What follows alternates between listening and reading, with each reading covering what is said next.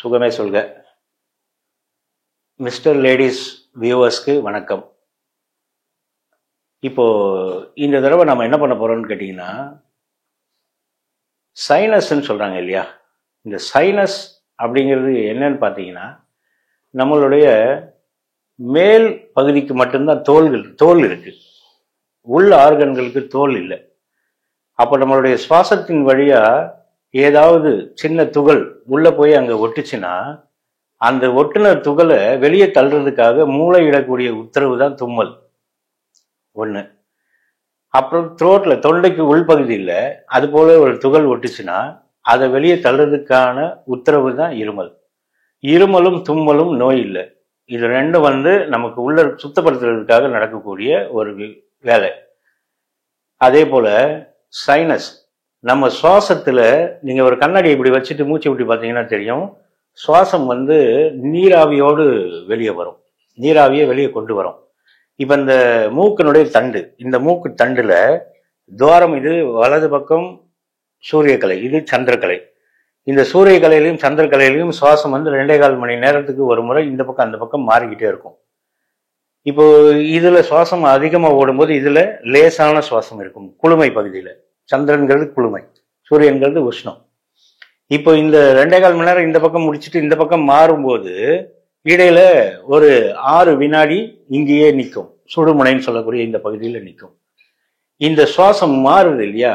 இந்த மாறக்கூடிய விஷயம்தான் மூச்சு உஷ்ணத்திலிருந்து குளுமைக்கு மாறுது, குளுமையிலிருந்து உஷ்ணத்துக்கு மாறுது. இப்ப நம்ம உடல் ஒரே சூடாகவோ ஒரே குளிர்ச்சியாகவோ இருக்கிறது கிடையாது. ஒரு 2.25 மணி நேரம் சூட்டு மேல போய்கிட்டே இருக்கும், அதை சமன்படுத்துறதுக்காக குளிர்ச்சி வந்துகிட்டே இருக்கும். அப்போ இப்படி மேலும் கீழும் உஷ்ண காத்தும் குளுமை காத்தும் நம்ம சுவாசத்தை வழியா உள்ள போய் நம்ம உடலுடைய ஆரோக்கியத்தை மெயின்டைன் பண்ணுது. இப்போ இந்த மூக்கில் இருக்கக்கூடிய தண்டு ஒரு சைட்ல லேசா ஒரு வளைவு இருக்கும். இந்த வளைவாகப்பட்டது என்ன பண்ணுதுன்னா, அந்த துவாரத்தின் வழியா வர வேண்டிய சுவாசத்தை குறைக்குது. இப்ப குளுமையான பகுதியில வெளியில வர வேண்டிய சுவாசம் இந்த உள்ள நீர் ஆவியாகப்பட்டது என்ன ஆயிடுதுன்னா நீராக மாறிடுது உடம்புடைய சூட்டுக்கு, இந்த பக்கம் வெளியில வராதனால.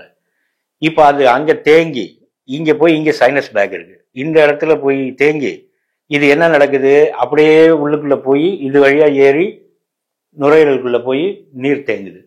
இப்போ இதை வெளியே தள்ளுறதுக்கான முயற்சியாக தான் நம்மளுடைய மூளையின் உத்தரவுக்கு இணங்கி வீசிங்னு சொல்லக்கூடிய அந்த மூச்சு திணறல். மூச்சுன்றது ரத்தத்துல பிராணவாயுவை கொண்டு மூளைக்கு செலுத்த வேண்டிய வேலை தான் ரத்தத்தோட வேலை.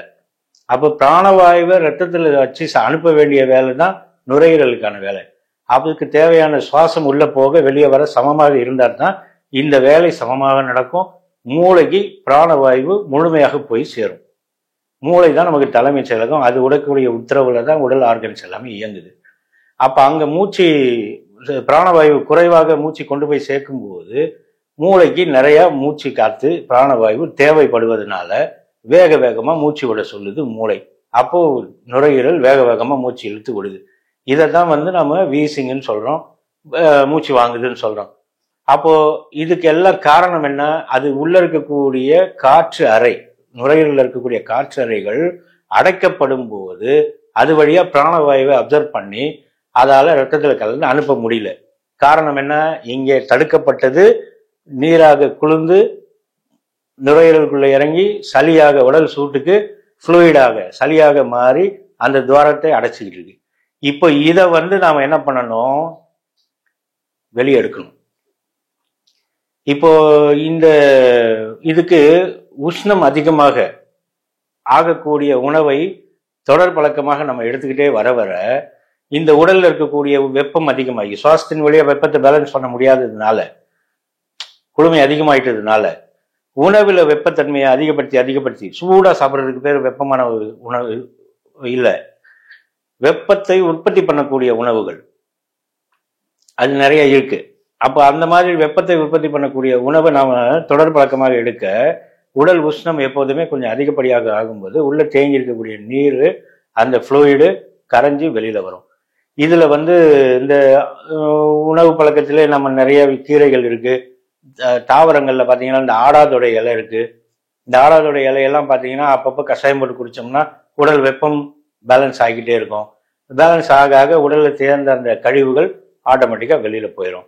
இதையெல்லாம் தாண்டி இங்கே ஒரு வர்ம புள்ளி, இந்த மூக்கு தண்டு இருக்கு இல்லையா, இந்த மூக்கு தண்டில் இந்த சைடில் பெண்டு இருக்குன்னா இந்த பெண்டில் ஒரு அழுத்தம் கொடுத்து இதை வந்து சரி பண்ணலாம்.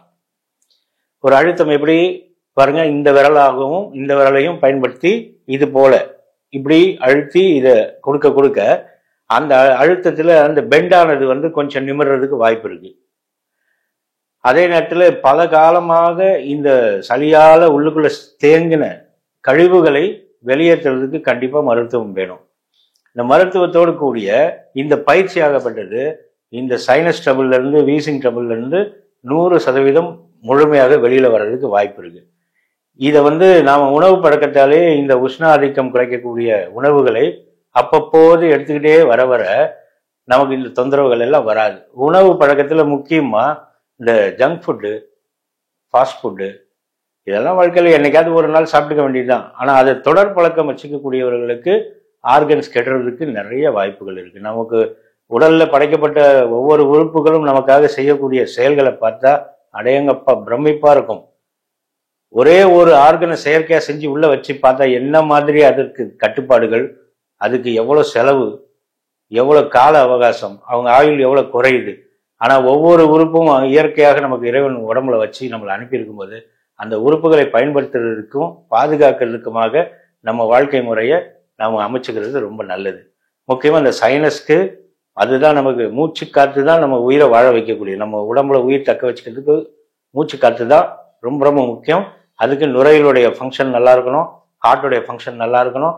நுரையீரல் பாதிக்கப்பட்ட ஹார்ட் பாதிக்கும், ஹார்ட் பாதிக்கப்பட்ட மூளை பாதிக்கும், மூளை பாதிச்சா மனுஷனுடைய மொத்த ஆரோக்கியமும் பாதிக்கும். அப்போ இதுக்கு வந்து இவங்க என்ன செய்யணும், உஷ்ணத்தை அதிகப்படுத்தக்கூடிய உணவுகள் எடுத்துக்கணும். முக்கியமா அது அழுத்தமா சொல்றேன், அதை எடுக்கணும். இப்ப இந்த உஷ்ணத்தை அதிகப்படுத்தக்கூடிய உணவுகள்ட்டு பாத்தீங்கன்னா பப்பாளி பழம் இருக்கு, பப்பாளி பழம் சாப்பிடலாம். ஆடாதொடை இலை இருக்கு, ஆடாதொடை சூரணம் இருக்கு, திரிகடுகு சூரணம் இருக்கு. நீங்க கடையில போய் நாட்டு மருந்து கடையில் கேட்டீங்கனாலே கொடுப்பாங்க திரிகடுகு சூரணம். அந்த திரிகடுகு சூரணத்தெல்லாம் ஒரு பிஞ்சளவு எடுத்து உள்ளங்கையில வச்சுட்டு தேன் குழைச்சி சாப்பிடணும். அதுவும் அப்படியே கடக்கணும், அள்ளி வாயில போடக்கூடாது, வலிச்சு சப்பு கொட்டி சாப்பிடணும். நம்மளுடைய உமிழ்நீரோட அது கலந்து உள்ள போகணும். அப்ப இந்த உமிழ்நீரோட உள்ள போகும்போது என்ன நடக்குதுன்னு பாத்தீங்கன்னா, உமிழ்நீருங்கிறது பெரிய அமிர்தம். நாம என்ன உணவு எடுத்துக்கிட்டாலும் என்ன மருந்து எடுத்துக்கிட்டாலும் அதனுடைய தன்மையை பன்மடங்காக பெருக்கக்கூடிய தன்மை வந்து உமிழ்நீருக்கு இருக்கு. அப்போ இந்த உமிழ்நீர் உற்பத்தி பண்றதுக்காக சப்பி பொறுமையா அதை சாப்பிடணும். இதை சாப்பிட சாப்பிட அந்த உடல்ல உஷ்ணத்தன்மை அதிகப்பட இந்த குளுமையால வந்த பிரச்சனைகள் சரியாகும். இதை தாண்டி நாம படுத்து உறங்கக்கூடிய ஒரு முறை இருக்கு. எப்படின்னா, இடது பக்கத்தை கீழே வச்சுட்டு ஒரு சாஞ்சி படுத்தோம்னா சுவாசம் வலது பக்கத்துல மாறும். வலது பக்கத்துல மாறுச்சுன்னா உடம்புல குளுமை சார்ந்த நோய் குணமடையும். நம்ம எப்போது படுத்து தூங்கணும்னு நினைச்சு படுத்தாலும் நம்மளுடைய இடது பகுதி கீழையும் வலது பக்கம் மேல்புறம் வர்ற மாதிரி ஒரு சாஞ்சி படுக்கணும். அதாவது இப்படி படுக்கணும். இப்படி படுத்தோம்னா சுவாசம் ஆட்டோமேட்டிக்கா வலது பக்கத்துல மாறும்போது உடல் உஷ்ண ஆதிக்கத்தை அதிகப்படுத்தும், குளுமை சார்ந்த நோய்கள் நம்மை விட்டு விலகும். இது போல சிறிய சிறிய பழக்கங்கள் எல்லாம் கொஞ்சம் தொடர் பழக்கமாக எடுத்துக்கோங்க. நல்ல உணவா எடுத்துக்கோங்க. ஆரோக்கியமாக வாழுங்க. எல்லாம் வல்ல இறைவனுக்கு நன்றிங்க. சுகமே சொல்க.